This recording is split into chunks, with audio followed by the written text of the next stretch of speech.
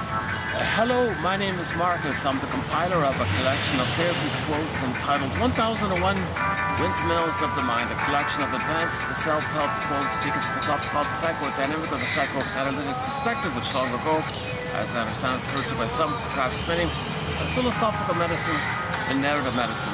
Now with over 20,000 quotes from the analytic perspective, which simply means we study how the past influences us in the present, whereby we're hoping for a better past so we can have a better present. The baby starts off with a relationship, he wires it in. If it's problematic, it's pain-based. Due to the pain, we repeat, hoping to be able to feel and process, digest, assimilate so we can be in the present. Pain makes us repeat for a better outcome. Pain makes us repeat a new edition of the past, hope for a better past. The past we're looking for is that the baby's primary needs are met.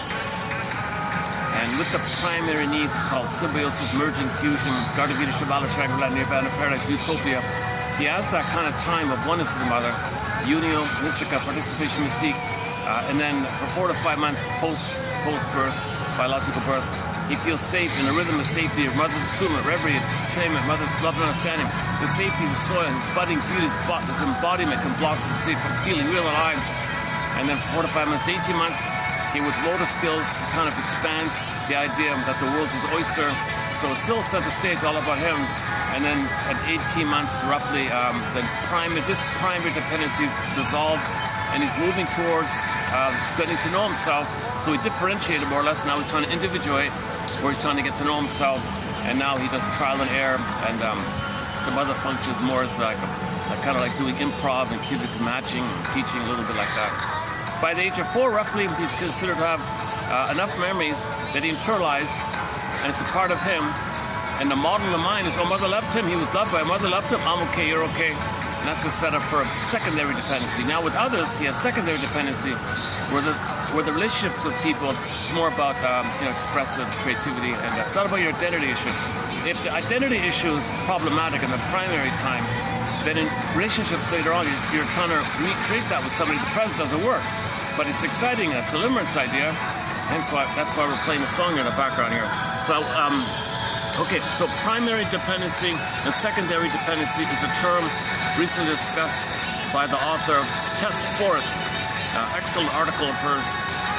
We recently completed 14 articles on the work of Tess Forrest and her husband Joseph Barnett, all in 14 articles, and which has won a Golden Windmills of the Mind Award. Excellent material. A lot of stuff in there, a lot of excellent insights in there. And then recently we talked about Mr.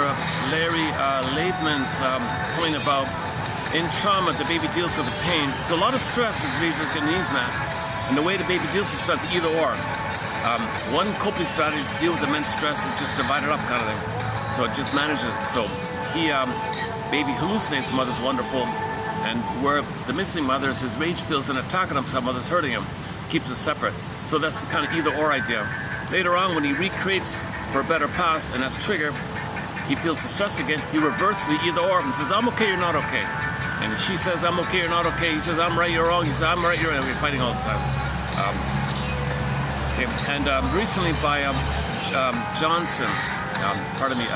Stephen M. Johnson. When I say that name, I mean the author of the 4 books, The Symbiotic Character, The Character Styles, and 2 others, 80s and 90s, with PhD in psychology, 4 very interesting books. And I focused a little bit about the symbiotic issue yesterday as well. He regards it as synonymous of the oral issue, or the 2-person psychology, pre-Oedipal psychology, the earlier primary symbiosis. So he regards the oral as that the baby is prematurely weaned, weaning trauma, now tantalus. So in the tantalus myth, the guy reaches up for the apple, symbol for the nipple, and in midst of fairy, apple's the nipple. Baby, he reaches up, reject him. Reaches up, reject him. That's weaning child, premature. So he fills in for substitutes, food, cookies, material, promiscuity, and so on. Fails. Okay, reaches, fails. Reaches, no symbol is actual mother of the past. Not just about the food, but the relationship, of course. Okay, he regards the symbiotic issue, but they can't get out. They're stuck in the tar pit, and they can't get out. And they're still in that kind of mode, and they want a proper symbiosis. So it's still an infantile issue. It's still a problem with the primary dependency needs met. Okay, so the past few videos focused a fair bit on this topic, and yesterday I discussed the anti-truth material that when the parents have this issue of unmet primary dependency on each other, you see, the child comes on the scene. He's going to pick up their battle, so to speak. He'll identify with one parent, marry somebody, play the other parent, continue as above, so below, what they saw, do the imprint. So for more on the couple imprint, that was a good video. I can't believe it, only one view. I thought that was a great video. The first hour of yesterday's video here, I thought that was excellent, discussing Miss Teachworth's book, Why We Pick the Mates We Do, and an important follow-up on it. So that's there for your reference. Now this morning, something I saw, I don't talk about current events at all, really. Sometimes I'm a little influenced on the topic of what I see, but generally speaking, I don't talk about current events. But something I saw this morning really highlighted this issue of the problems in the world when people are very dominated by an unawareness of the primary symbiosis, and that's what's influencing them. Let's pause here for a sec, and I want to focus on the song we're hearing in the background. So I'm playing a cover. I'm not a fan of the pop rock band Cheap Trick. I'm not a fan of them at all, really. Except two exceptions are The Flame, that's a good song. Robin Zander's a great singer, he's an incredible singer. The Flame is a great song, I love that song. And an honorable mention song is called Voices, because the song talks about in your mind you got voices, and this idea. Similar to Dream Police, the guy said, wherever I go, there's a critic criticizing me, like a psychic policeman, tell you you're no good, you're wrong, you're guilty. But I don't really cover that song. But we do have The Flame and The Voices on our soundtrack. And now I want to add a cover of this other song of theirs, their first big hit, I Want You to Want Me song. That was their first hit, sort of a live concert one, and that's what got them started, kind of thing. Now, of course, if I play it, it's copyrighted, so I'm not going to bother, but I found a little cover by Miss Chantel something. I think it'll get through. Sort of seems to be like an indie kind of song. Simple lyrics, but important, powerful message. And I'll follow up on why in a minute. So let's hold a sec.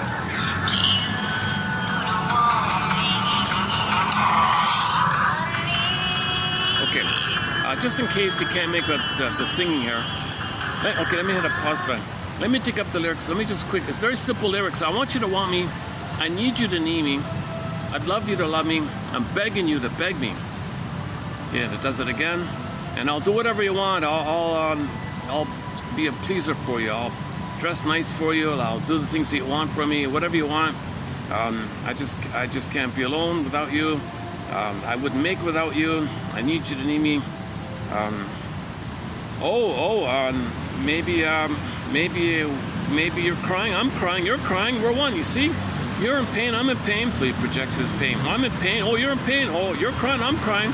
We're one, you see? We need each other. I want you, I need you, love it. Please, come on, come on. Okay, that's about it. Okay, now, first of all, let me backtrack a sec. Let's correct this song. If we borrow this song about a baby speaking to the mother, the baby can say, Mother, I need you and I want you and all that, okay, but I don't want you to need me. I don't want you to need me. Now I beg for your love, but I don't want you to beg me to love you, okay? And I don't want this to be conditional. See, in the song, it's all conditional. I'll wear new clothes for you. I'll put on a brand new shirt for you. I'll play hooky for you. I'll go home from work for it, whatever I got to do. So the baby needs unconditional love. You see, so if there were like a baby, if there were like a song from the point of view of a baby, the baby would say, Mother, I want you to want me. I want you to accept me.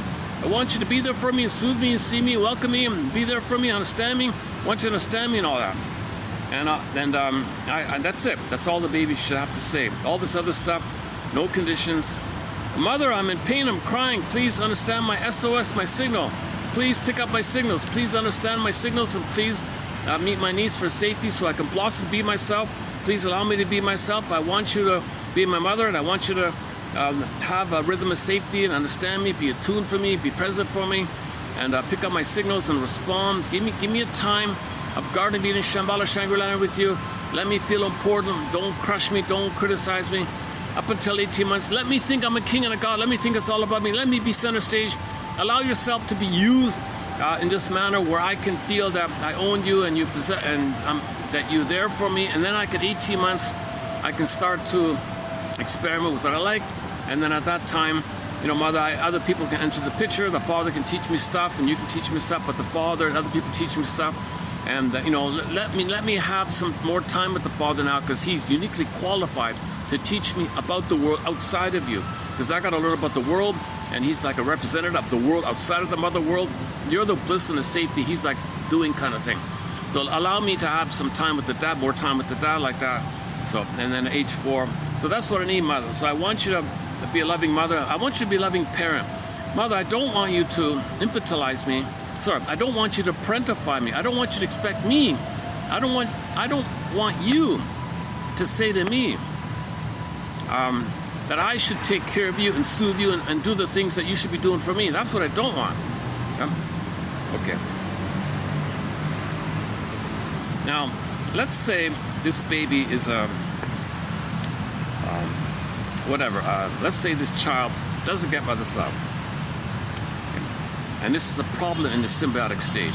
And he can't progress to secondary dependence. He can't progress to companion love. He's still in infantile infatuation, spellbound, looking for the oneness kind of thing. So let's say a baby doesn't get mother's primary, let's say the baby doesn't get his primary dependency needs and goes through the developmental process. So his budding beauty is frozen. And when the real needs are not met, you still keep trying to get it because you're in pain.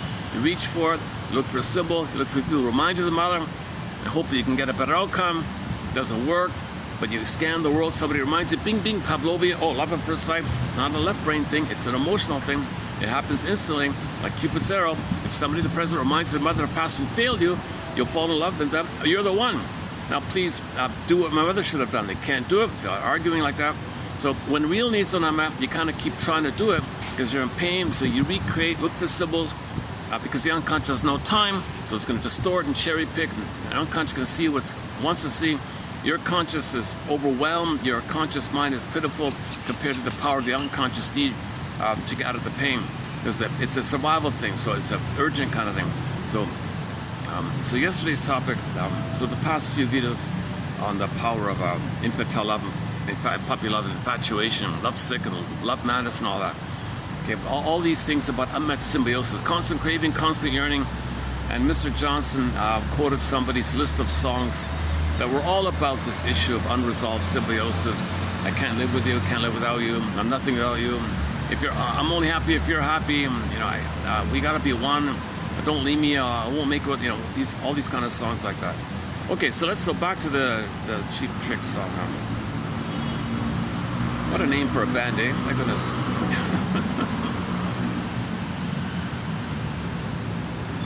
Okay. You know, the writer of the song is very tense.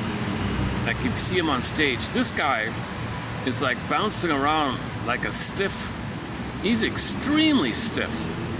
The guitar, the leader guy, Rick something, not the singer, the guitar guy, sort of the leader of the band, I guess. This guy is so rigid and stiff. Frozen shoulder, frozen body. This guy is super stiff. He's manic. He runs around frantically, manically. He wants to be seen all the time. A little kind of annoying like that. You know, look at me. I'm center stage. Don't look at the singer. Don't look at the handsome bass player. Don't look at the handsome singer. Look at me. So he really feels schizoid and detached. So he kind of compensates by bouncing around like a manic grasshopper on the stage, like that. But you know, yes, and Steve and Johnson said yesterday that the schizoids might have a lot of hypertension in the body, and the emotionality is very detached. And to protect them, so they have a shell of the hyper musculature. So this singer guy is a bit like that. So here he is writing a song. I need oneness. I want you to want me. I need you to need me. I beg you to beg me so we can be one. He's talking about the oneness. This song is about unmet symbiosis, similar to the Katie Lang song, constant craving, constant needing the oneness. Right? Okay, so let's say the child doesn't get the primary needs. He grows up, okay, looks for a partner who will fail them the way the mother failed them. Aha! Bing, bing, bing! They say to that person, I'm desperate. I've been in pain all these years without getting mother's up. You do what my mother failed to do. So I'm begging you, I need you, please, please. And now he's desperate, he's yearning, he's crying, he could be angry, and he's demanding maybe, and he's codependent, and he can't be happy without her, and do what he wants, I'll do whatever you want, kind of thing. And he could be placating and angry, and he's begging and pleading, this kind of thing. So this song is about that, this kind of thing, like that. Okay, I did a quick check. I did a quick check on the search here. I just typed in the search engine, how would a psychologist or shrink interpret this song? Here's what the AI thing says. A psychologist or shrink would likely view this song not as a breezy pop rock anthem, but as a fascinating raw case study in anxious attachment, transactional love, and low self-esteem. While the upbeat tempo masks sorrow, the lyrics reveal a deeply vulnerable narrator spiraling into emotional desperation. From a psychological perspective, here is how a therapist would diagnose and interpret the song's underlying themes. Theme number 1, the anxious attachment and limerence. The core of the song explores an intense, obsessive craving for external validation. If the narrator exhibits signs of an anxious, preoccupied attachment style, okay, pleasing, clinging like that. Okay, he's not reactive, he's not threatening, he's not a bully or something, but he's still just begging and pleading, right? All right. People with this style possess a deep-seated fear of rejection and an over-reliance on romantic partners for their sense of self-worth. Yeah, yesterday he said, I can't be happy if you're not happy. If you're not happy, I'm not happy. I gotta make you happy, then I'll be happy. If you're not happy, I'm not happy. If I'm happy, I think you're not happy, I can't be happy, so I sabotage misery love. So they gotta be the same all the time, right? Okay, limerence, the limerence factor. This is a phrase from the, so AI picks up on it, the limerence, yeah? The repetition, so limerence is just Miss Tanoff's, was it Dorothy Tanoff's famous book about wanting to use the terminology that the one who falls in love is the limerent, and the person they're obsessed about is the limerent object. Okay, to have some kind of ability to discuss in another way this issue of fusion, symbiosis. So he's the limerent, and the person he's obsessed about is an emotional reincarnation of the mother of the past, and that's the limerent object. The phenomenon is called limerence. The limerence factor. The repetition of I want you to want me, I need you to need me, leans heavily into limerence, and involuntary. Okay, this is like again Cupid's arrow. You don't consciously choose this. Yesterday, Miss teacher said, if you feel this limerence, like instant love at first sight, and you're like, whoa, and you're like, you fall madly in love, head over heels, so madly in love at first sight. Okay, that's part 1. And part 2, if your parents were very mad at each other, like there's a lot of fighting with your parents, and you feel this with somebody in the present, at the same time you remember that all the arguing and problems with your parents, run, because you're going to create what you had there. So she said, run. A limerence. And again, she said it's a right brain thing. You don't choose who you're going to fall in love. It's chemistry. So another, yeah, I forgot this yesterday. If somebody falls for, let's say somebody's mad about you, but you don't feel it in return. Okay. The person who's the limerent, he's got to accept it, because this chemistry is the right brain. You don't choose it. So if somebody doesn't return the chemistry, nothing you can do about it. It's an unconscious choice, right? The unconscious looking for an emotional reincarnation of the rejecting mother to pick up development, because that brain doesn't know time. All right, how are we doing? Yeah, a sad story of where I'm. One of the important person passed away. A lot of people are wearing. A lot of people are in mourning where I am here today. A lot of people are wearing black today. Fortunately, my button doesn't work here. I wanted to. Enough time. I didn't realize the button was broken. I wanted to keep it. The limerence factor. The repetition. Where am I here? Okay, limerence is also an involuntary state of cognitive obsession and acute longing for emotional reciprocation. Okay, this is obsessive thinking, obsessive. So you can't sleep, you're waiting by the phone, when are they going to call? I should have said this, why didn't I say this? And by the way, a lot of this obsessive thinking fills in because you're worried about separation anxiety. And it's a defense against the pain. You're trying to scramble. How do I keep the connection? How do I keep the connection? I don't want to feel the triggering of mother abandoning me. So you're trying to figure out how to handle this kind of. What should I do? What can I do? How do I avoid the separation? How do I avoid the triggering? I think I'm going to be triggered. I don't want to be triggered again. It's going to happen. What do I do? So you're obsessing about trying to prepare yourself and not feel maybe the person can be your mother in the past and complete the development. It's not going to happen. That's why you're obsessing. See, normally when mothers love you, you have in your mind what's called the holding introject, the soothing introject, the internalized good object. Once again, internalization means somebody on the outside. You remember them. It's a part of you. It's in your mind. Inside, part of you, it's yours. Kind of. So the mother loves you. Okay, then you got a loving voice, presence that goes with you, and you can soothe yourself, love yourself like that. If that's missing, there's a hole there. Your rage feels an attack, and you're criticizing the dream police idea. You're no good. Voices. Okay, limerence. The narrator is not describing a healthy mutual partnership. Yeah, that's called companionship. There's not a mutual person-to-person, thou-to-thou companionship here. No, it's a desperation that the person in the present be your mother in the past to resume development, not be in pain, and have your soul, have your embodiment, right? They are describing an addiction to a person who remains out of reach. Okay. Okay, all these substitute, all these symbolic mothers are considered addictive.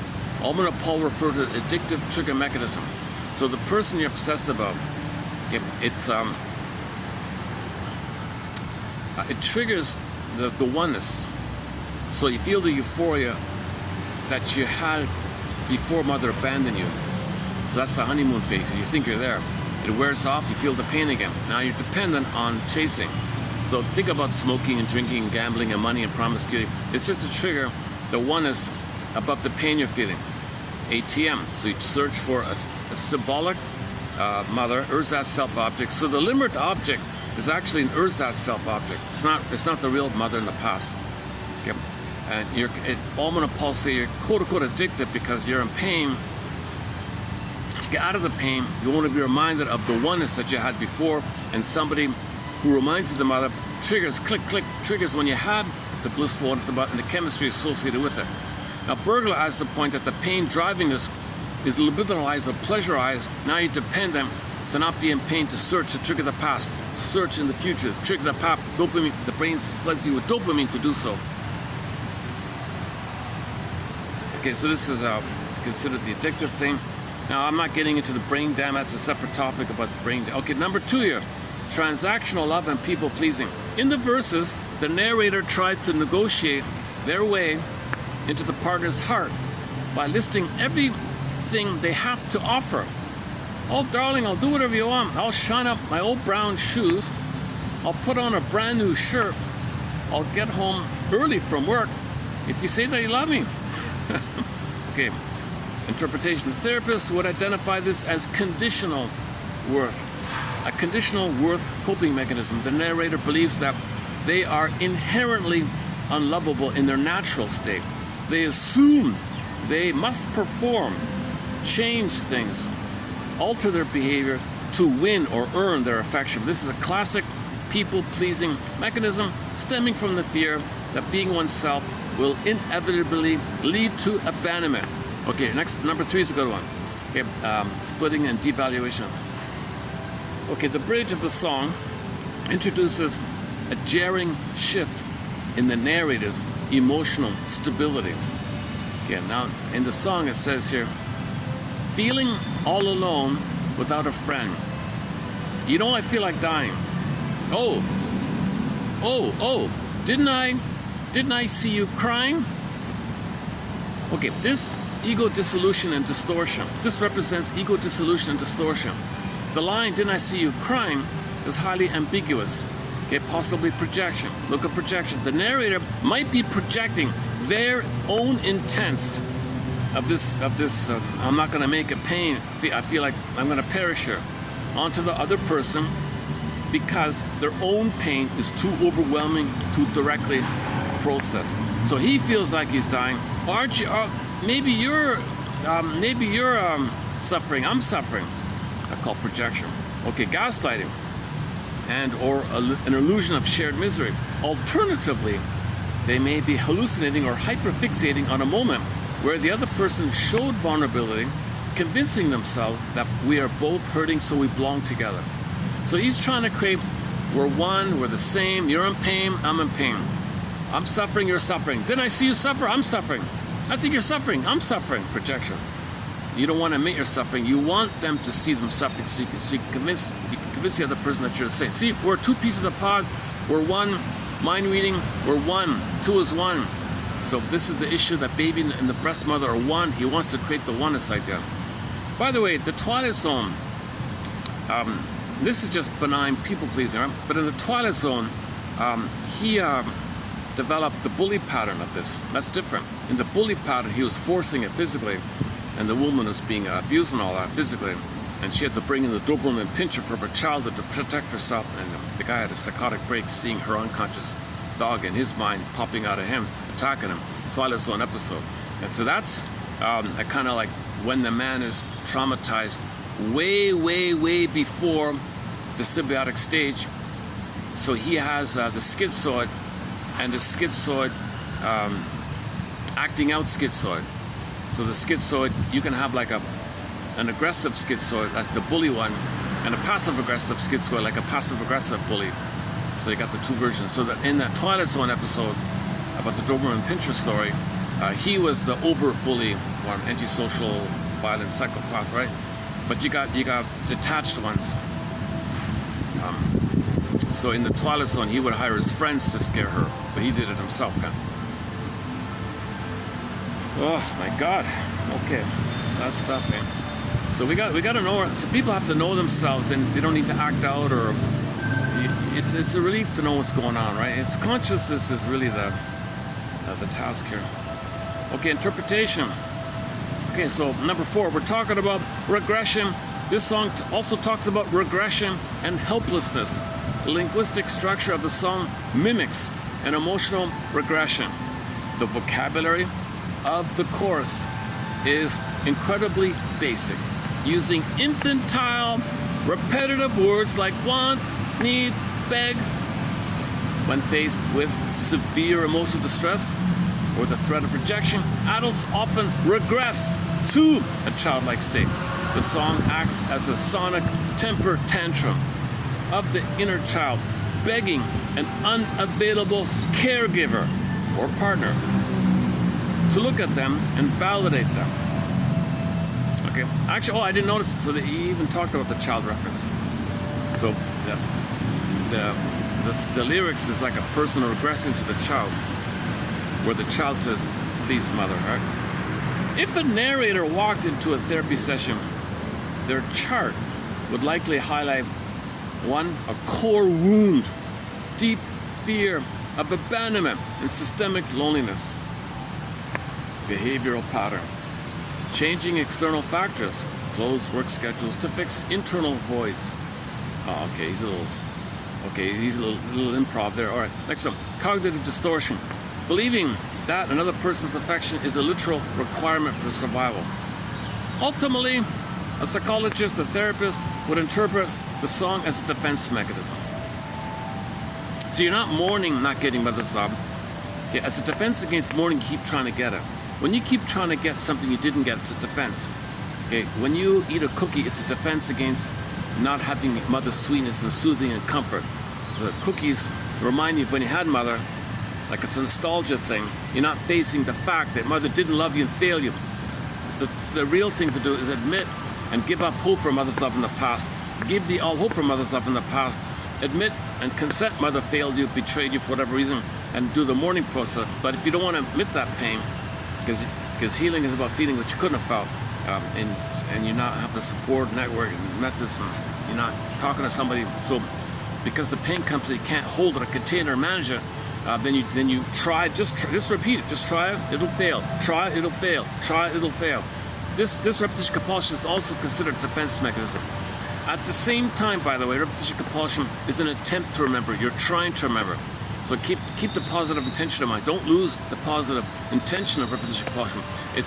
You're experimenting with remember. You're trying to remember. Your unconscious is communicating to you in a language manner where you interpret, put words to it. On thought knowing, you got to symbolize it.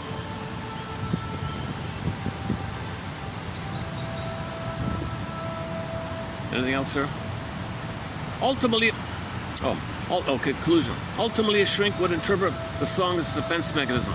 It packages devastating existential loneliness into a high-energy, infectious melody to make the speaker's pain feel manageable, survival-driven, and socially acceptable. Sure enough, when the band sings it on stage, you got 50,000 people hopping up and down to the song. Socially acceptable, infectious, high-energy song, simple lyrics. I'm incredibly annoyed by that. In high school myself, this song was on the radio on constant rotation. I groaned. Oh no! I turned the channel. It was ad nauseum. This song on the radio. Yes, it was their first big hit. We get it, but it was on like every channel was playing him. Every 10 minutes every 20 minutes they'd play him, or half an hour, whatever it was. It was on constant high rotation. This song. So I can't stand this song now. Even now I hear the first drums, the first drum notes. Oh no, get me away from. But the lyrics are important here. What we discussed is important here. So luckily I just found this cover version by Miss Chantel. Her last name is Claret. Chantel. Let's see, is it showing up there? Chantel Claret. She's part of a band called. She made up a new band called Precious Children, I think. Okay, let's crank it up. Let's play it one time through here.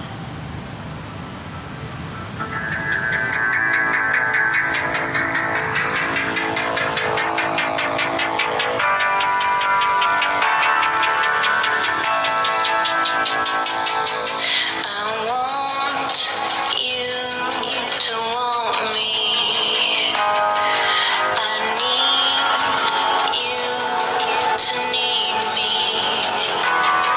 I love you.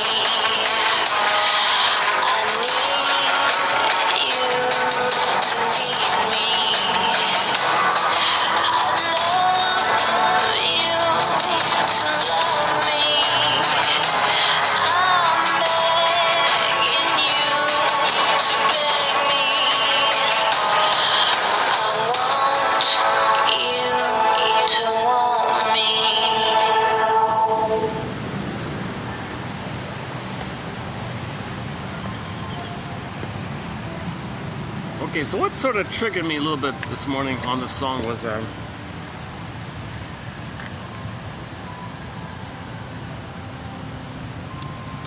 some spokesperson for the plunder system.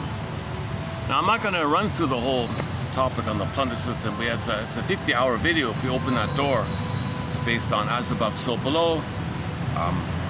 So it's not about something specific, really. It's a general theory that 10,000 years ago, we went from village to pillage, and we've been in pillage mode for the past 10,000 years, roughly. And we're still in it. We're destroying, we're eating up the planet as fast as we can, kind of thing. And then different theories. So a spokesperson for the 200, whatever it is, 200 families, some guy thinks. I'm not getting into details of the machinations of how this thing looks or whatever. One professor says, 200 entities or families kind of run the thing or something. And a spokesperson for those 200 recently said that, we're addicted, we don't heal, we're addicted, we're deeply addicted to eating up the planet as fast as we can. That's our homeostasis, the gobble, gobble, gobble kind of thing. So things are getting worse, got to control, create poverty, because we feel poverty, and when you feel poverty, you feel debt, and when you feel debt, you give, because we were babies, we felt pain, guilt, debt, poverty, gave to the mother. We identify with aggressive, you or us, okay? and then I'm trying to master the trauma of what happened to me. So treating others the way you were treated passively, and you become active, it doesn't heal your trauma.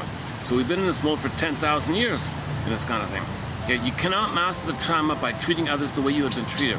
But when babies are traumatized, you see, they make the Faustian deal, they identify with the aggressor, and think that they'll be active, and they think they'll undo having been passive with the mother.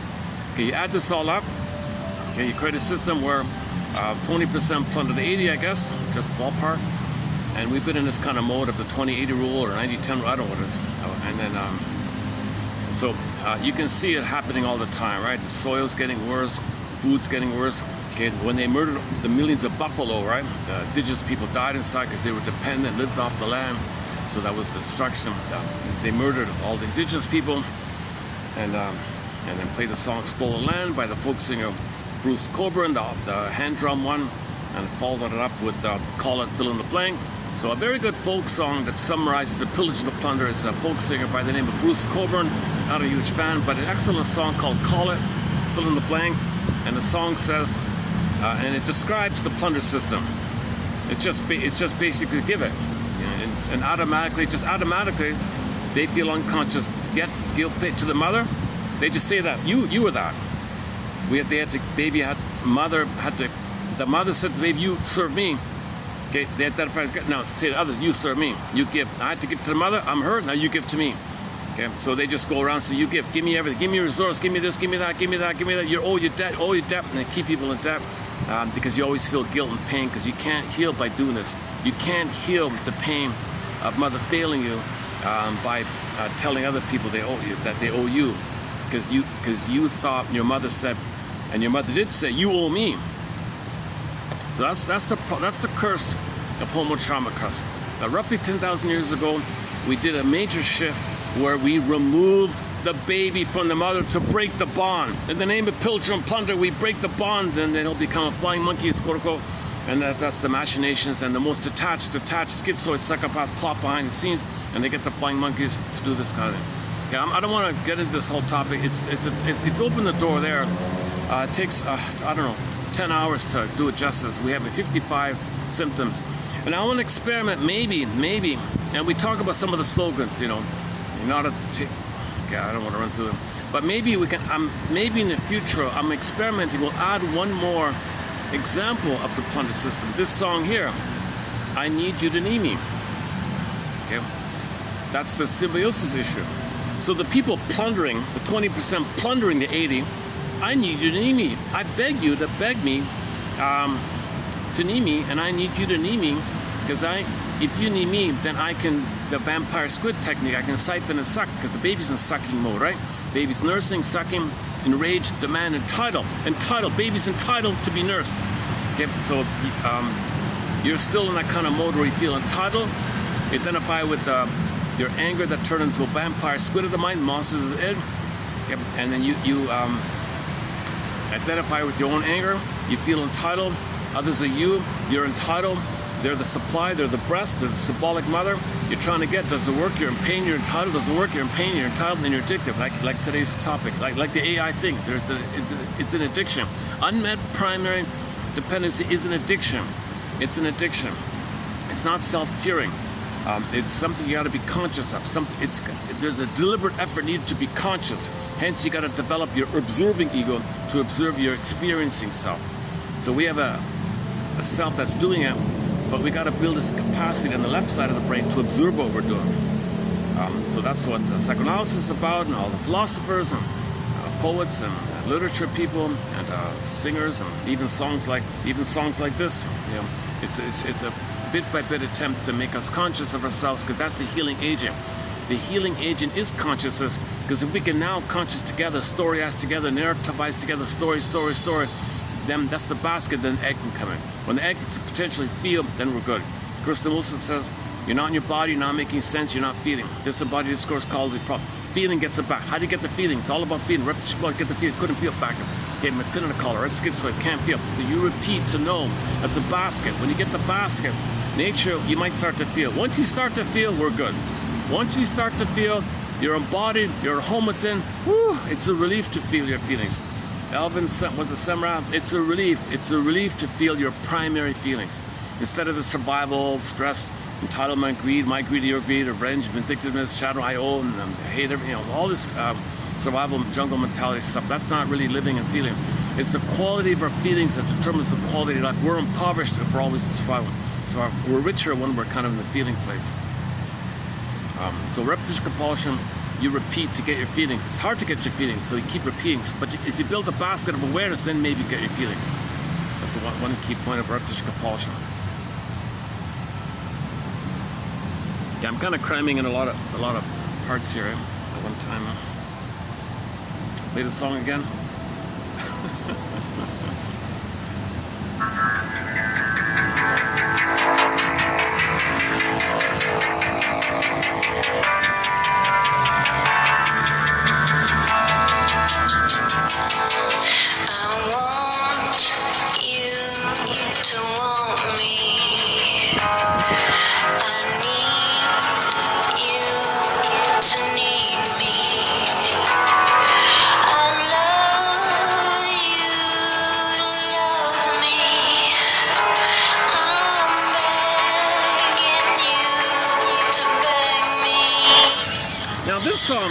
Okay, so here's the issue. This song is a little further along in development. So they're in pain. The other says, "Sorry, I can't do what you want. I can't create that symbiosis. It's pain, it's suffering, but they'll be okay." They're a little further on like that.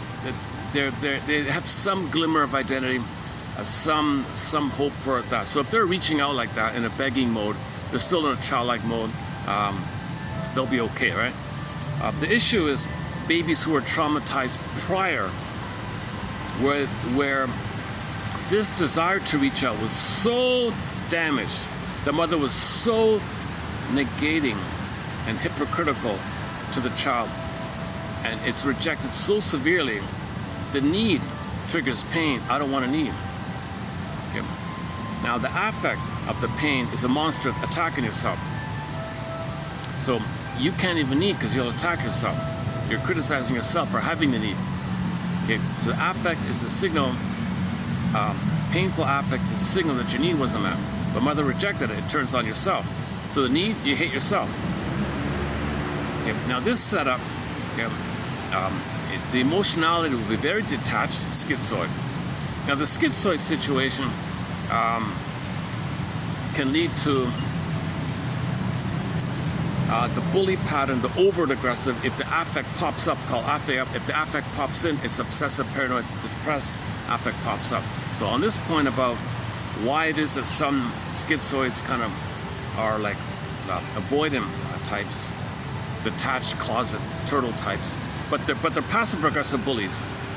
Okay, and why some people are over bullies.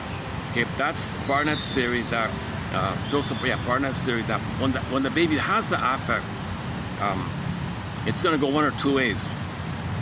The more severe way it pops in, he'll be schizoid. He'll be the plotters and the planners. So they're the most, they compensate, intellectualize, they don't feel, so they're more in the head. Okay, play the song, I think they're Fram, they don't feel. So, enter the joke, the guy went to the waiter. Rene Descartes, the guy who said that about the schizoid. So Rene Descartes was, however you pronounce his name, went to the restaurant, ordered tea. The waitress said, "Would you like lemon?" So he's the famous guy who said, "I think they're Fram." The waitress said, "Hello, Mr. Philosopher, who says, I think they're Fram. And you're ordering tea?" "Yes, of course, sir. Would you like lemon or milk with your tea?" So being a philosopher, he hums and haws and says, "I think not." Poof, he disappears. So schizoid thinks their only identity is the thinking. They can't feel. I think that's one way to interpret this thing. I think they're Fram. Yeah, remember, we feel they're Fram. It's about the feelings, the feminine, the soul, the embodiment, the feeling, the golden ball, the blue jay, the radiance, the embodiment. Schizoids don't have it. Okay, so this, I mean, it's just exile. The animating symbol of it is flown away, going on with it. It's available. It's just they have to go on a hero's journey to get it back. But in the meantime, they're not aware of it. So the schizoid types. Okay, it's different degrees. You can be just leave me alone schizoid, like turtle narcissists. You can have schizoid bullies. That's the Iago types, and it seems to be synonymous with the schizoid psychopath types. So you got the three kind of troublesome schizoids. So schizoid narcissist, they just want the professors, maybe leave me alone kind of thing. They don't harm others or something, just have their hobbies and fantasies, whatever. The schizoid bully, okay, that's kind of like Iago plotting behind the scenes. And then an extreme climbing up the ladder one is the schizoid psychopath, which is even more empty and detached. Seems to be a question of degree like that. And okay, that's the affect implodes in. Now, if the affect pops up, you see, they're impulsive, acting out, and they gotta act out all the time. Okay, it's crude. They can't hold their feelings, can't understand their feelings. Now, benignly, they're just hysterical, like emotionality, like impulsive doing. But the acting out is the physical thing. So the schizoid, the passive-aggressive or schizoid or Iago bully or psychopath, they're behind the scenes. Okay, think about the 5 on the Enneagram and the line to the 8 on the Enneagram. 5 and 8, right? So the 5s plot and plan and hire, elicit, bring in 8s as proxies for them. It's a discharge for them. So when a 5 sees a bully act out, they feel some stress release because their anger's in, they express anger out, they feel a little release, so proxy for them. So they love it. They love bullies. So I remember, I forgot the name of it, but there was a movie where the principal was a cold, detached principal. And the vice principal was this aggressive, violent bully. And they had a symbiotic thing going. They were like one. The behind-the-scenes guy loved the aggressiveness of the bully. All the other people, how do you allow this? I love it. I love that. I feel better when he does all that. I can't do that. He does it for me. So they're the same. He's just he just implodes it in, and the affective one has the popping up. So the affect pops up or pops in. Implosion of affect or explosion of affect, quote-unquote, Joseph Barnett recently discussed. Okay, so the schizoid, a psychopath, they climb the ladder, all right? And then, and everybody who feels entitled to it, a system is created called the corporation. It's a psychopath, right? So the corporation is a psychopath because there's no feelings in a corporation. Only animals and humans can feel, because you need a body Bodily commotion, emotion. Emotion is a bodily commotion. You need a body. Just some word on a piece of paper or whatever doesn't have emotions. So the psychopath will create the thing and say, well, there's no feeling, so it's a psychopath. But you say it can do what it wants because it's entitled, because you feel entitled, and it's never responsible. So the corporations, that's sort of part of the tricky setup, right? And you have all these things like that, and the internetwork, and then they nominate a hierarchy like that.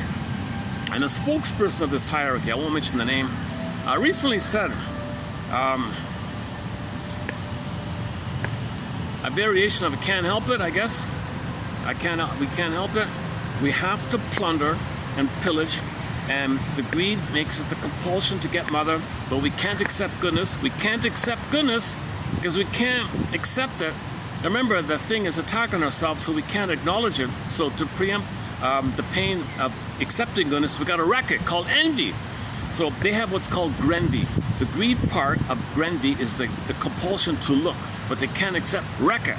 Look but wreck, look but wreck. Okay, this is the one theory about the plunder system. Look around, wreck it. Look around, wreck it. And one guy on YouTube described it like that. One guy on YouTube, we'll go around looking for stuff, oh, wreck it. Give it to me, it's wrecked. Give it to me, it's wrecked. Okay, now the people around, well, you're just in debt and you owe. It's just arbitrary, just say you owe. And because you're creating on the outer reflection of your inner psychic system, as above, so below. Inwardly, you feel pain, debt, guilt, due, okay, pain. Okay, when the baby's hurt, he feels pain. Is he being punished? He thinks. Mother didn't love him. Is he unlovable, unworthy? Shame and guilt. Okay, he concludes in this kind of manner. He feels debt means guilt and poverty. So you symbolize outwardly to feel less pain of it. You want others to express, like the proxy thing, then disperses, called schadenfreude. Aha! They express all the suffering, pain, and misery, debt, and all. You feel dispersion because you project your soul onto others, and then you do to them what you're doing to yourself, because you become the mother who did that to you. So someone plays you, you feel a tension release called schadenfreude. So people enjoy, people have tension release called schadenfreude because they really feel better. They might laugh. When you feel less tension, you laugh. But when you're getting less tension by shaming others, standing in for your soul, you disperse the tension of you feeling the tension of you shaming yourself. Someone plays you, you shame them, then there's a dispersal. The relief theory of humor is tension release. So others play you, you disperse some of the tension on you to others. There's a release, there's a humor like that. So all this dark humor is a clue like this. Schadenfreude, negative humor, sarcasm, bitter banter, all these insult jokes, and all these crude, vulgar, you see on sitcom, most of these sitcoms have these violent, aggressive barrage, non-stop barrage of insult jokes and you're no good jokes, haha this, and we did play on this and play on that, and you're an idiot, and all this, and people laughing. See, there's a sickness like that. We're kind of sick like that. So a lot of people having this, they feel entitled. So someone comes and, oh, you're entitled. You want money? We'll take your money and we'll plunder together. So you got 20% plundering. Now why the 20-80? Now there's a separate topic on how it is, how did the 20 get to the 20 and the 80 get to the 80? Okay, now we have a thing on prejudice, another open door. So down another door, that's another 20 hours. We have 12 theories on prejudice. The most recent one, of the many that we have, oh boy, the most recent one is experimental. I don't know it myself, but somebody made a very important point about prejudice.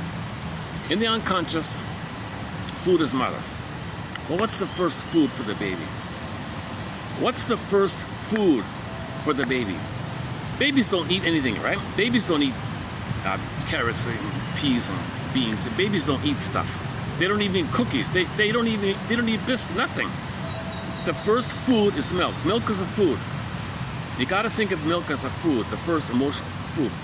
So now if you have a problem there, and that's your primary identification. Okay. And the more trauma there is, the theory is the pineal gland gets damaged, less melanin. So nobody is white skin, but you lose melanin, you get a shade of beige tone of skin compared to people with a shade of brown tone of skin.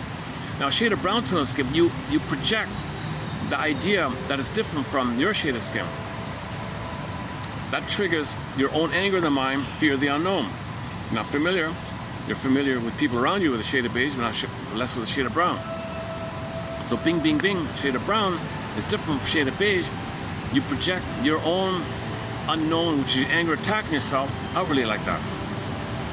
Your refuge, your identity is mother, but mother is milk. The real mother hurt you, she wasn't around, nurse didn't do it right, and all you got is the survival of the milk or the powder stuff, whatever. It's milk. So you identify with the food, and the food was milk, milk was white. Now I can't help but think about this. We could heal, maybe everything could be healed if everybody had an imagination exercise. Imagine if breast milk, all around the world, all women, every woman gave breast milk. It resembled black sesame drink, black sesame milk drink, whatever you call it. So you take the black sesame. I had it once. You can buy black sesame drink or whatever it's called. It's pitch like my shirt. It's black. It's made of black sesame. Delicious, excellent food, excellent nutritious food. Hard to find. I don't see it anymore. But I once had a black sesame drink. Man, I was rich. I was nourishing. Oh, that's great stuff. Oh my God, where can I get this?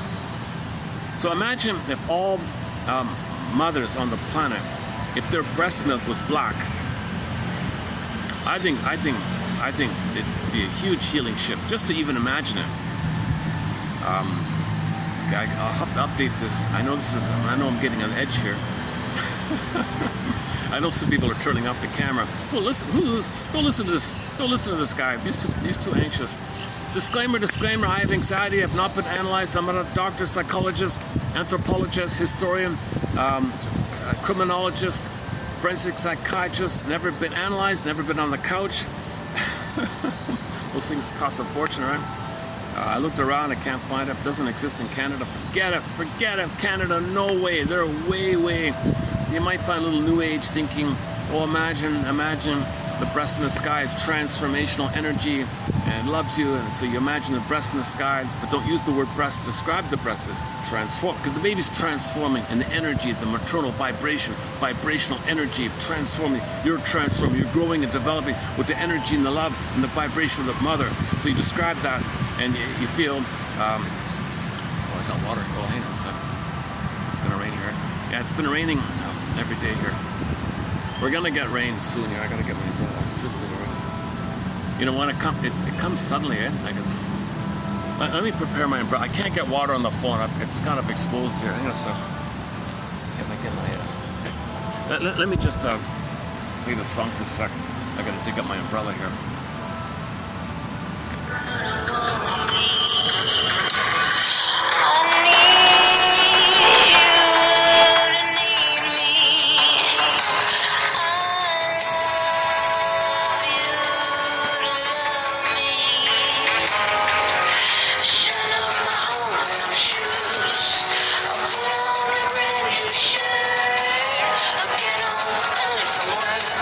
If you say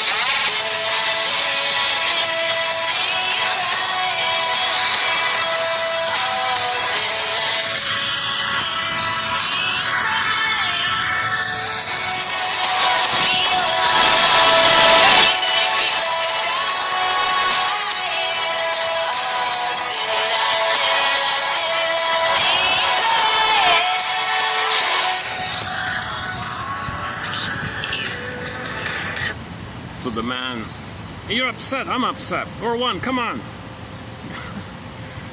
You know, yesterday, Miss Teachworth had a fun little thing. She said, and maybe it's deliberate. Maybe she wants to impress an important image for us. Just before she passed away, she said an interesting thing. The study of a couple relationship, how we recreate based on the couple imprint of what we learn by watching our parents interact, and we play one, find someone to play the other, as above, so below. She said the therapy out of it is to role play healthy parents. So you take two chairs in front of you and imagine how you wish your father spoke to your mother, and you role play him doing that. Not to you, to father to mother. So imagine your parents as just like a couple, like adults to each other, not to you. And role play how you thought, how you wish your father as an adult man would have spoken to his partner. What would he have said? You think about it, all right? And you role play. You jump into the chair and you look across, and he apologizes and admits things and says, I want to discuss it. He says he cares about her, doesn't want to fight. We can work it out. What do you say? So, makes I statements and acknowledges the effects his behavior had on her, feels badly for his behavior. And then she says, I'm so glad we're having this conversation. So hop in the other chair, and you imagine a healthy woman, how she would speak to that, what she just heard, right? And you go back and forth in this chair exercise. Okay, she calls this the Star Trek approach, the Star Trek approach to couples theory, because you want your parents in your mind, okay, to boldly go where they have never went before. You want your parents to boldly be healthy, mature adults, to boldly go where they never went before. And this is in your mind, of course. So you're trying to create a new precedent for yourself, a new example for yourself. So you role play healthy because you have a memory of you have a burned in, riveted memory of your parents being infantile. You want your parents to boldly go where they never went before. Okay, so this metaphor of the outer, always outer, well, look, inner. Okay, so she's trying to borrow this obsessive focus on outer, plunder the planet. Well, look at the man in the mirror, play Michael Jackson, man in the mirror, inside out. You want the out better, well, heal the inner. Inside out, the name of the film. Okay, you want things on the outer to be better, you got to heal the inner. So to heal the inner, you want your parents in your imagination and a new precedent, where your parents boldly went where they never went before. So you play your father being healthy. That's him being healthier. That's boldly going more maturely than he ever was before. And likewise with your mother. And you do this chair exercise. You need help, I guess. You can do, and then, and that means in your actual relationships, you have something to refer to inside. You don't go on default because that's all you know. You want to create an alternative. Boldly go. So it's man in the mirror. Back to Michael Jackson, man in the mirror idea, right? So this song contributes, right? This song, I think, it's funny that such a song that I've hated, not hated, but a song that I've always found annoying. Here I am talking about decades later, right?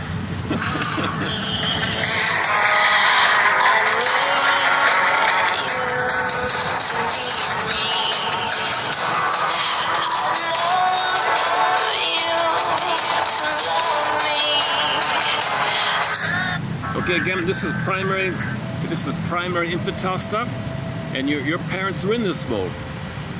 Most people had parents in this mode. Okay, most people were married by this mode here.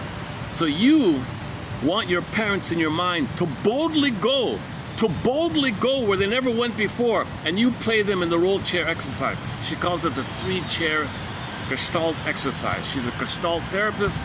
She was a leader in the Gestalt movement. She was close friends to Laura Perls, the husband of Fritz Perls. By the way, Fritz Perls was referred to as Hugo Gestalt in the Many Loves of Dobie Gillis, where the wealthy kid bragged about how his mother would only trust her neurosis to Hugo Gestalt, Fritz Perls, right? There's a scene in the Many Loves of Dobie Gillis where the billionaire kid says to the others in a boastful manner, "My mother will only trust her neurosis to the top sugar of the day, Fritz Perls," right? In the 60s, whatever.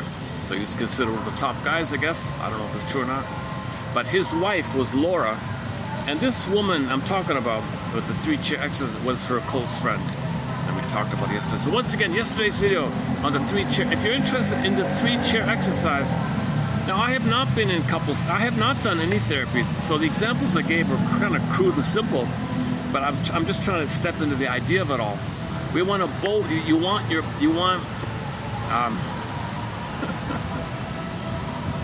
You want to imagine that your parents boldly went where they never went before.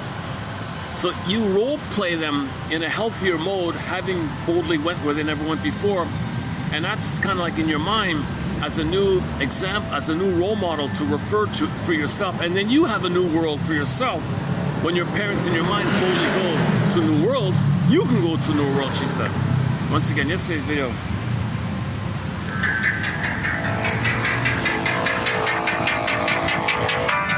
So instead of this begging, pleading stuff, infantile begging, pleading stuff, now in the new world, okay, when you look in and fix the inner, then your outer will be healthy, companionate love, where the guy and the girl say to each other, "What's good for us? What's good for the marriage? What's good for this marriage? What's good for this partnership?"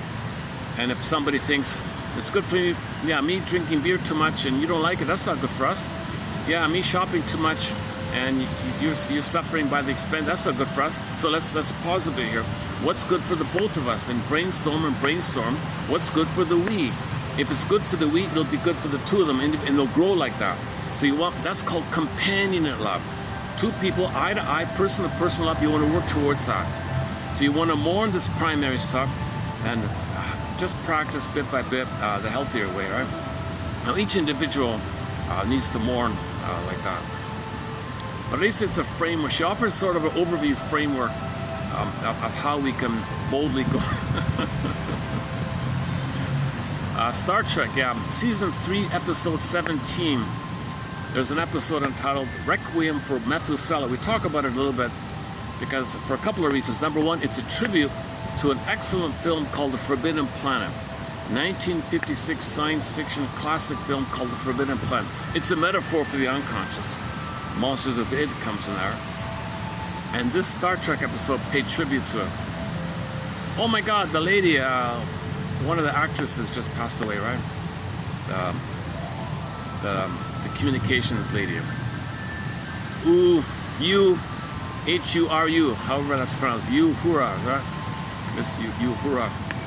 The actress, Nichols or something, she just passed away, right? She was 89 or something. But yeah, sad story about her. She's in the hospital, and things were so chaotic.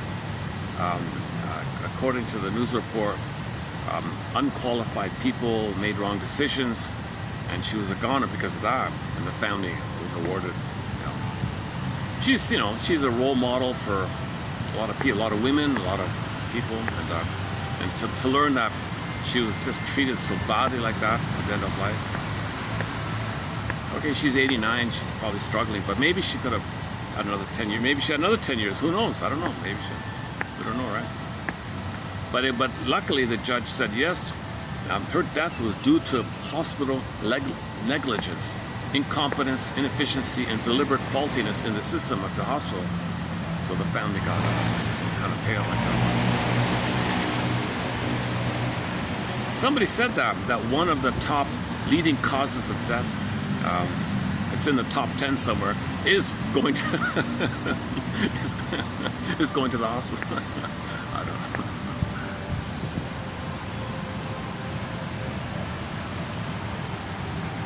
Maybe a lot of holistic people say that to sell their holistic products. I don't know. I'm not a doctor. Let's get into that debate here. How are we doing? Okay. Look at that, only one up. This past 1 hour, I felt like a bit of a journey for me. This past 1 hour felt like I covered a fair bit of ground. Okay, now what I want to do is just quickly visit back to Miss Force, Test Force. I just want to quickly read the bit about the difference between primary dependency and secondary dependency. Oh, hang on. Now, if the phone can read, let me see if the phone can read it out here. Let's see how it sounds with the phone, with the readout here. Hang on a second. The link of man-to-man is forged by his dependency needs. Okay. Family structure and operation Okay, reflect it'll start in about a minute. Oh. A second. Oh, what happened? Family structure and operation reflect the reciprocity of these needs and their satisfaction. Okay, when you hear it, it starts with to clarify. Okay, when you hear the readout say to clarify, listen for the next 5 minutes. Your mission, submitted for your approval consideration should you choose to accept it, is to listen to the next 5 minutes of this readout. Effects on individual and family growth. Moreover, the nature and vicissitudes of dependency needs, hitherto studied primarily in relation to the mother, bear examination with regard to the father in the total family configuration. To clarify what may be implicit in the concept of ego development from symbiosis through differentiation and separation to intimacy, I offer the theoretical constructs I shall call primary dependency and secondary dependency. Primary dependency is the need of the infant for a symbiotic attachment to the mother figure who provides food and care necessary for survival. The gratification of primary dependency assumes a unity of needs and identity of purposes, the conjunction of incomplete parts to form a complete totality.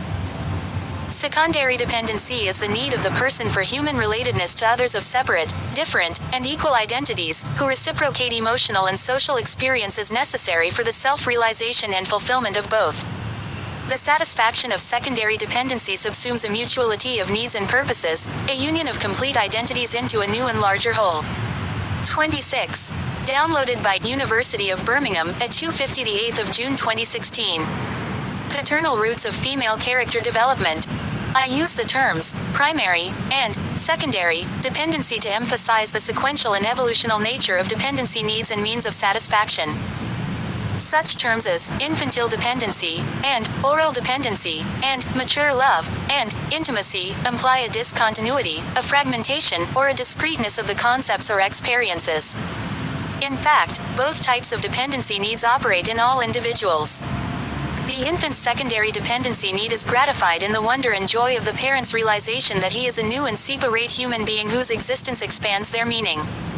He needs as well, for the gratification of his primary dependency, the parent's affirmation that he is theirs, a precious part of themselves to be cared for.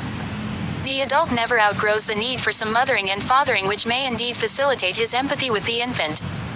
He needs even more social relationships that affirm the significance of his existence and the importance of his unique contribution. Secondary dependency is rooted in and evolves out of primary dependent relationships. Socialization of the child might be regarded as conversion from primary to secondary relatedness. Growth, then, is the transformation of the nature of dependent relationships from primary to secondary quality, redistributing primary and secondary dependency needs and satisfactions so that the weight of the proportions shifts. While in fact both kinds of dependency needs operate in all individuals, the proportions differ in accordance with the degree of maturity achieved. If we conceive of the individual as having a given sum of dependency needs consisting of primary and secondary parts, then as one part increases, the other decreases. The inverse correlation between primary and secondary dependency needs and modes of relating is illustrated in the schizophrenic whose major need for symbiotic unity rigidly limits his reciprocal exchange with different others to a minimum. There are several reasons for an inverse correlation between primary and secondary dependency. One is that the fusion of identities in primary dependency obscures the perspective for accurate perception of oneself or of the other that is necessary for secondary dependency. Another is that the individual functioning on a primary dependency level, because of his tenuous ego boundaries, responds with anxiety and defensive avoidance to the union and intimacy implicit in secondary dependency. A third is that the threat of abandonment posed by such an emotion as hostility militates against the affective 27. Downloaded by University of Birmingham at 2:50 the 8th of June 2016. Tess Forrest, Ph.D. Closeness of secondary dependency. Last, the primary dependent individual, vitally requiring attachment, responds with frustrated rage to the choice implicit in secondary dependency. As the mother's biological and psychic unity with the child has specific implications for his development, so too has the father's biological and psychic separateness. The father is the first stranger, the first representative of the outside world, the first possibility of a secondary dependent relationship with a separate other. Strindberg's The Father dramatizes the implications of the father's biological separateness. Okay. Here tragedy for all follows after Okay, the next part's key too. The next part's key too. So in a healthy family, the baby's born into a family, a threesome, triadic, right? Mother and baby, it's two, but the father's nearby. That sets it up. Okay, the father's presence, even though it's just for 1 hour every night after work or something, whatever, he's got to be around somehow. Okay, that sets it up that when the child begins to practice out of the egg, he's there to teach the kid about stuff. It begins at 4 to 5 months, and it's more active post 18 months, and he makes the transition from the world of the mother, the primary symbiotic merging stuff, right? Oedipus and all that. Okay, so in the mind, you don't want the fusion still there, the self-representation fused with the mother representation, and it's fragmented and flipped and all that stuff. You don't want that chaos, painful stuff, right? It's all twisted and tangled, and so you want the child to have his needs met for safety and sweetness and soothing, and then he's got to learn about the world. The father is uniquely qualified. He's not the mother, he's the father. He teaches the kid stuff. And when that happens, that's like the prototype that he knows how to deal with the world when the father teaches him stuff. And so it's something different from the world of the mother. The world of the mother is just comfort and sweetness and cookies and soothing and sweetness. You see, we're stuck in that. Most people are kind of stuck in that. 90% of us, it seems, are kind of stuck in that area. Very few people get beyond that. And then beyond it, it's kind of complicated there. You see.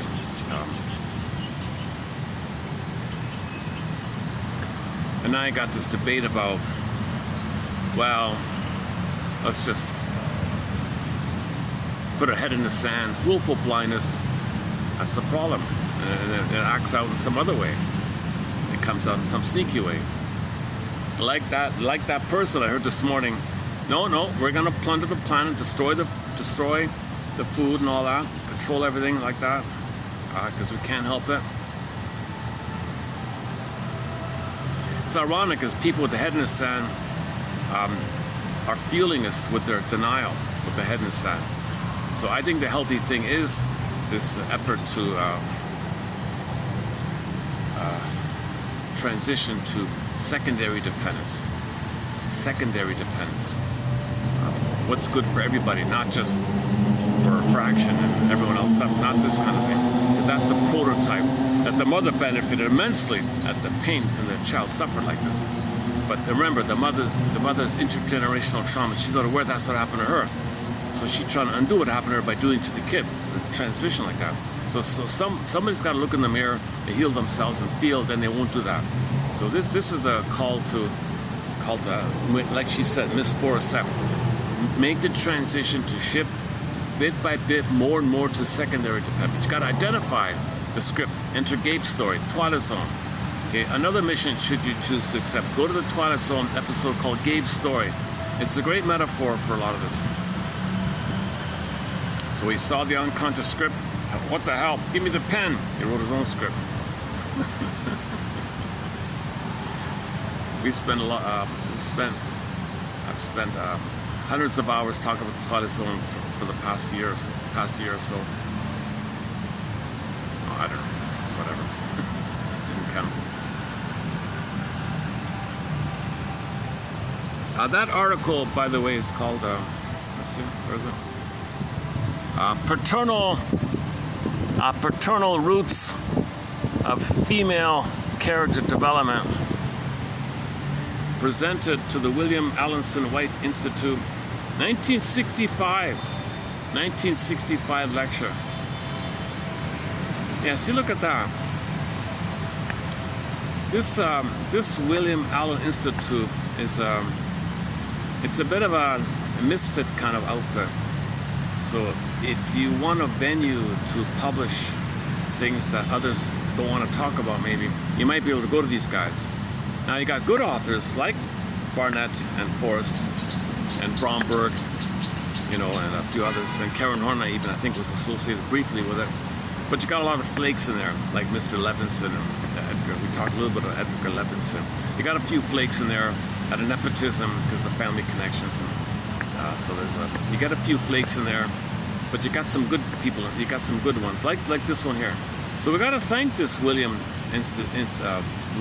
Allenson White Psychoanalytic Society because it afforded the publication of this article. Great article. I don't see why other journals wouldn't have published it. But her husband was kind of sick of the traditional stuff. He wanted a breather because these guys promote interpersonal holistic gestalt, and she's also in the holistic gestalt. So they wanted like more leeway to say what they wanted to say. So and these guys are more liberal or more open-minded to include things. So thankfully, these guys are still around at this institute.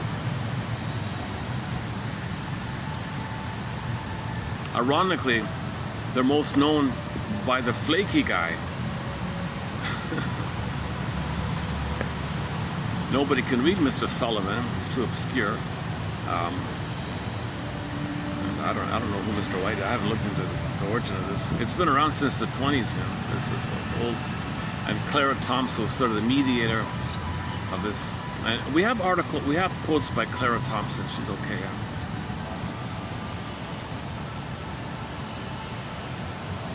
So the overall focus with these guys is you got to take into consideration the cultural, environmental factors that affect a person. Don't just focus on the imprint created with the mother. Think about broader things too. Think about the plunder system. Think about the effects if your mother came from a place that was plundered and pillaged. Your mother was a quote-unquote war child or something. Oh, okay, hang on. Yeah, on that topic, hang on a second. I got a coming up in the pipeline. There's a quote about that. Hang on a second. Let me take it up here. This is an older book. I came across an older book from whenever. This was a popular self-help book. I don't recommend this book. But I tend to want to find one quote just so I give the guy some credit somehow. I mean, I want to find the best of what I can. So the best thing I found from this pretty useless, unhelpful, annoying, lengthy, verbose, redundant book that was popular way back when was his comment about anxiety. So here's one about anxiety. Now, when he talks about anxiety, he mentions phobias. In his discussion, this phobia. Now, one of the phobias is that he says a lot of women are afraid to go to public places, called agoraphobia. This affects a lot of women who experience acute attacks of panic on leaving their homes and going to places like supermarkets, etc. And they may end up being housebound. They're afraid to go out. Okay, so this is very rare. I was thinking about this. This is extremely rare, right? But think about people who come from countries that were plundered and pillaged, and they got a lot of horror all around them. They want the safety of the home. So I can remember as a child myself, there were a number of families with a European kind of background like that, and there was an immense, and a lot of them just stayed in the whole time. Like some of the kids I knew in my neighborhood or something, the housewife, I don't think she ever left at the outside. There was a couple of them. Yes, she's a traditional housewife and all that, but I had the feeling some of them never learned the language, like English. They never learned English. They only spoke the first language from where they were from. and they've been there for whatever 30 years or they never learned, and they were just housebound the whole time. And I think some of these women came from plundered places, right? And they were war children, and they stayed, quote unquote, war children means you're a victim of the plunder system. They're called war children, so they got a lot of anxiety, and they're afraid to go out. They have this agoraphobia thing.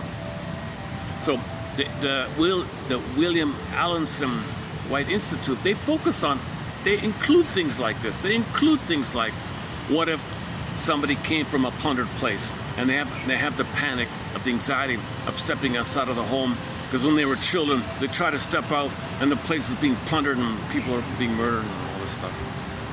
It's not necessary.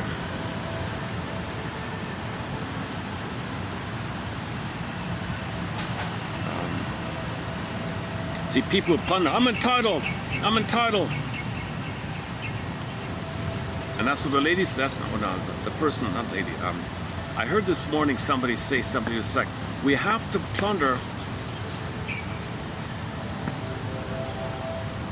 What do you say?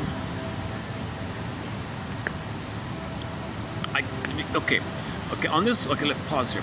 Another Twilight Zone, put it this way. I don't want to talk about actual current events. Go to the Twilight Zone episode called Of Late I Think of Cliffordville. There's an overlap there. In the story, in the Twilight Zone episode by that title, the guy there, the Featherhead guy, his name was Feather something, I forgot, Featherhead or something. He did not have the chemical wherewithal to love and have pleasure. He was a very traumatized person himself, immense body armor, very hypertension, maybe a little bit like that Rick guy from the Cheap Trick Band, very tense, hyper armor, stiff shoulder, rock like armor like body or something. So he was kind of like this armored guy. So there's no feeling going on. He's just shelling, so he's like a turtle or something, like a turtle.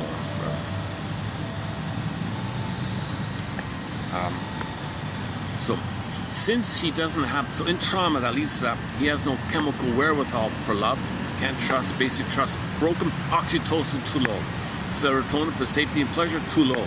All he has is dopamine. Dopamine is the mania to chase, to trigger the womb utopia chemicals. So this man spent his whole life chasing, not caring. He's a psychopath, antisocial, just gobble, gobble, gobble. So he spent his whole life gobbling everything. At the end of life, it turned out he owned everything. He begged the devil lady, played by Julie Newmar. She's a comedic actress, I think. She plays one of the villains in the Batman series. She plays in the Route 66 episode about the albatross on the motorbike, Vicky on the motorbicycle. The most intellectual, witty kind of episode of Route 66 was the one with Julie Newmar playing Vicky on the motorbike. She's on the motorbike. She experienced a loss, and she was buzzing down the highway. Played Bob Seger, rolling down the highway, and she said to her friend, "The reason I was manically driving, buzzing down the highway, because I felt like my grief was on another motorbike behind me trying to catch up with me. I didn't want my feelings to catch up with me. Manic, I don't want to feel manic, go!" She wanted to keep a gap and not distract herself. Anyways, that actress was Julie Newmar. She also played in this Twilight Zone episode, playing the devil lady. So back to Featherhead. Featherhead said to the devil, Julie Newmar playing the horns, okay, "Please, devil lady, I want to make a deal with you. Take everything I have. It's not about the money, it's only about the chase. I can't love and I have no pleasure. I have to chase. I can't help it. I can only chase. Take it all. Take the planet," because he owns the planet. "Take the planet, I don't care. Just take me back to my youth. Keep my knowledge intact. Now, with the insider knowledge, and I know what's going to be invented, what will be invented with this insider knowledge, I'll be able to plunder and pillage with more gusto, and I'll do it all over again, and I'll plunder all over again. Just take me back in a time machine so I can plunder again." The devil lady was disgusted with this guy because he caused a lot of harm and suffering in the world like that. So she wanted to teach this fellow a lesson. So he went back, poof, to his 18-year-old time, had all the knowledge, but his ugly personality that he accumulated over decades was still there with him as superimposed onto an 18-year-old body. Now, originally, when he was 18-year-old, he grew up with people, so people knew him. He wasn't likable, but he managed to get some help or whatever. But at that time, so imagine an 18-year-old teenager being narcissist plus 6 decades of experience of narcissism and what it does to your soul. So he was a really insufferable character. He's kind of in everybody's face. Nobody wanted to deal with them. He needed startup money because he knew it was going to be invented, because he had nothing, right? He wanted to chase. No one would cooperate with him. He thought, what's wrong? My narcissism is not an issue. What's wrong with you? I only care about money and chase. He never understood about narcissism. He never understood about his person. He never understood about feelings. He had no idea about feelings and feeling so. I greed, therefore I am. I plunder, therefore I am. That's all he thought. So it was kind of highlighted in this story. And then he said, oh my God, it's not working here. He gave up. Begged the devil lady, okay, I give up finally. Take me back to my current time. I can't live here. Well, you realize if I take you back to your regular time, it'll be based on who you are here now. Whatever. So he goes back. The story is he was a cleaning guy or something. He was like a janitor or something, a sanitation person or something. His whole life. So he didn't own the planet. He was just a cleaner kind of. But but the point of the story was narcissism. He didn't think his personality was an issue. He thinks he's a king and a God special. I'm a king and a God. I'm entitled. We're rules we live in. Other people's feeling don't understand. So he has the emotionality of a baby. If a 6-year-old baby takes his toy and hits his kid brother or whatever, he doesn't understand the pain of the kid brother. He's like that. If he breaks the dish, if the baby drops the dish and crashes and mother's upset, baby doesn't understand mother's pain of feeling upset. Babies don't, he's in that kind of mode. He's a little autistic emotionally speaking. Lack of empathy, can't feel. So he's psychopath. They don't feel about others. They don't care about others. So he's kind of in that mode. So he went back. He kept his knowledge of the inventions attack, but he never understood, he never had the presence of mind to ask the devil lady to give him back his useful psychology. So when he complained about it, he said, sir, you didn't read the fine print. You only wanted knowledge. You didn't say anything about your personality or emotionality. You said nothing about your personality. You said you wanted your knowledge and poofed you back. Well, I poofed you back. You have the knowledge.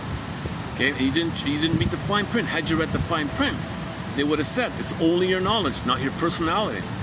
You didn't understand about that. I'm a little ad-libbing here a little bit. Should we do this anxiety one? Okay, maybe I'll save it. So coming up in the pipeline, we got a quote about anxiety. It's sort of an honorable mention kind of quote here.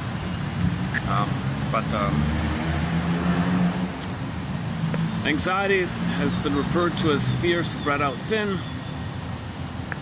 So he talks about, you can't only think about anxiety as like a memory, a ghost in your psyche, like a memory in your past triggered and it's coming to you. And most anxiety is that. Most anxiety is something in the present, click, reminding you of the past. You're feeling the past, but the memory comes to you through the body. The memory of your trauma with your mother, it comes to you viscerally through the body. So you get all this anxious symptoms, like palpitations, dizziness, faint, breathlessness, tiredness, pains here and there, aches here and there, loss of appetite, sinking feeling in the stomach, nausea, and muscular aches and pains, and backaches, and things like that. So it's a both and, a psychological and physiological.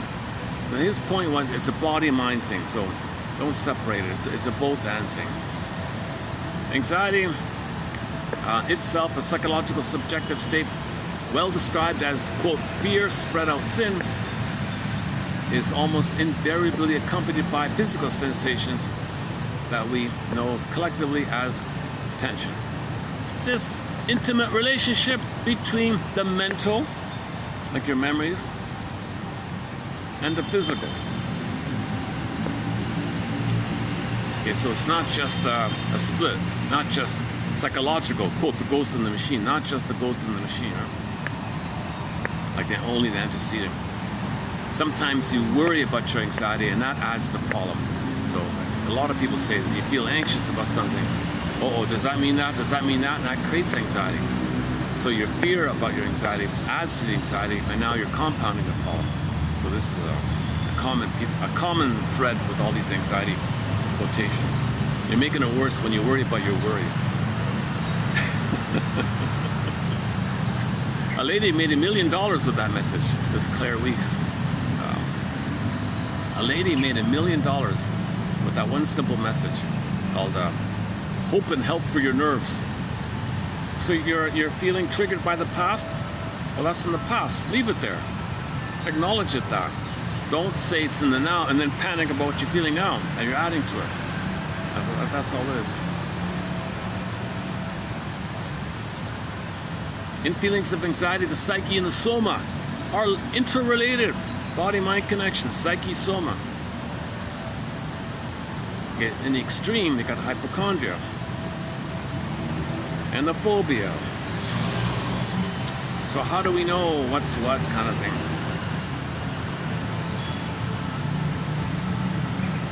Phobias can be, okay, so there's a long list of phobias, not just agoraphobia, like the war children.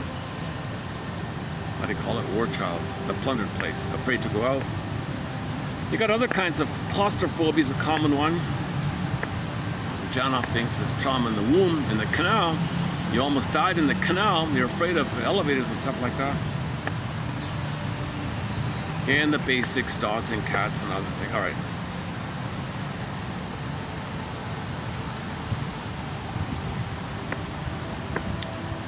Okay, so you gotta just reflect on the degree. Is it a reasonable response, or is it something too much to the past, and things like that. And another quote in the honorable mention pile coming up. I didn't know this, but apparently there was an experiment with cats.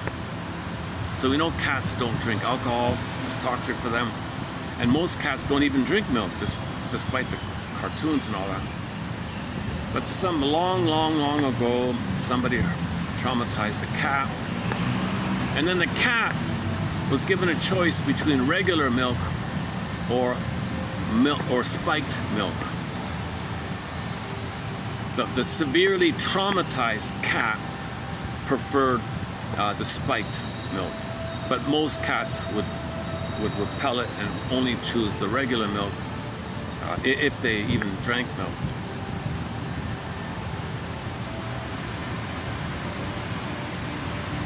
Okay, and this traumatized cat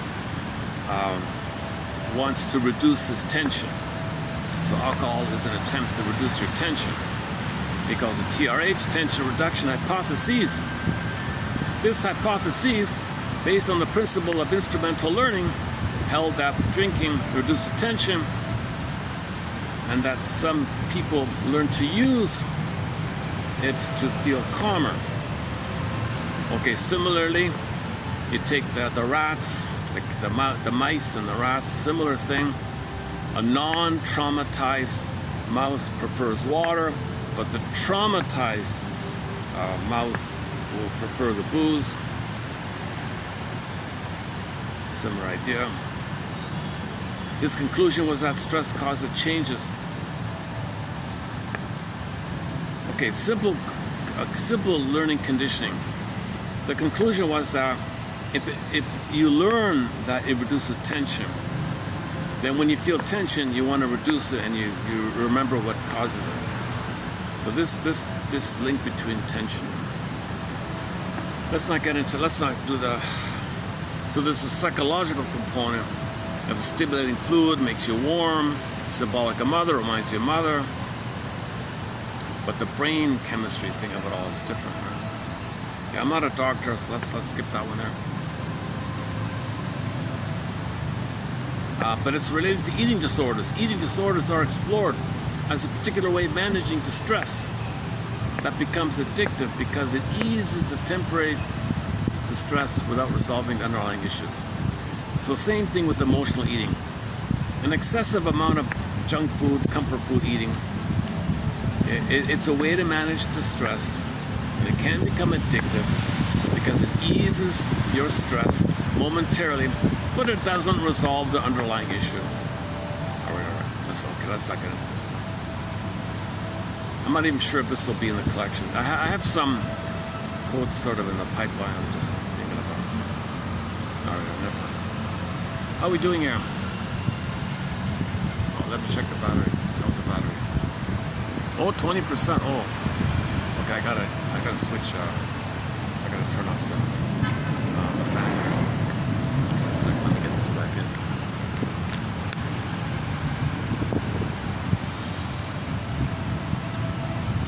For some reason, my phone's not doing the automatic switch over to the chip. I only have the built-in memory, which is only 2.5 hours. So anytime a video cuts out suddenly, it's because of that memory. But I think I'll start to wind down here today anyways. Yeah, like yesterday, the first half was pretty good. I kind of fizzled out in the second half. I feel like the same pattern is happening here. The first half of this video was pretty solid, and I'm starting to fizzle out here in the second half, right? A part of me wants to keep going because sometimes I remember things. Sometimes I close the video. Oh, I forgot to mention that.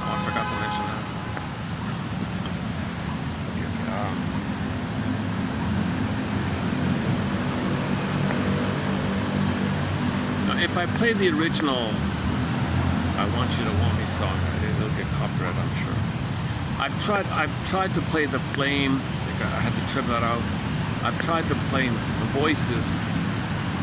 That got trimmed out. I tried to play Dream Police even. That got trimmed out. All of their songs get trimmed out. I think the cover we played here by Chantel will get through. It seems to be sort of an indie kind of thing. Let's close up with some Mystery. The band Mystery out of Quebec.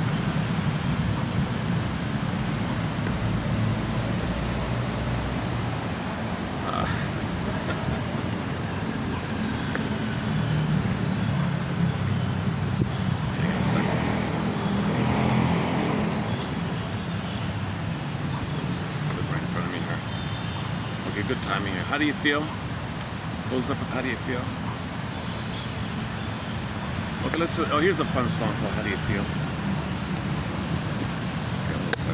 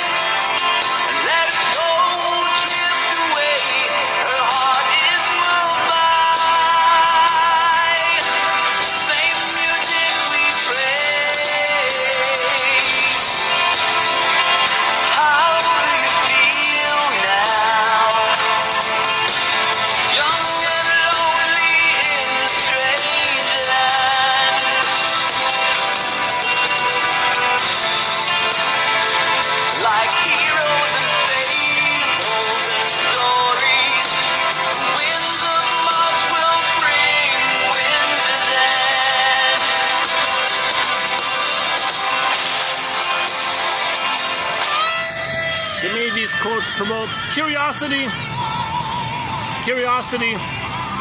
leading to empathy and understanding, and that's the CEU of the soul here. One can find their own continuing education unit, quote unquote, for the soul by searching around for quotes that stimulate curiosity and follow the thread. How do you feel? What else do you feel? What does this remind me of? And free associate. What does this suggest to me? Okay, and then keep going on the free association topic. Okay, you have a pattern. When did it begin? See an example of it in here now. And then, okay, so that's your CEU. Many of these quotes promote curiosity, empathy, and understanding. And I'll see you in the next video. Thanks very much.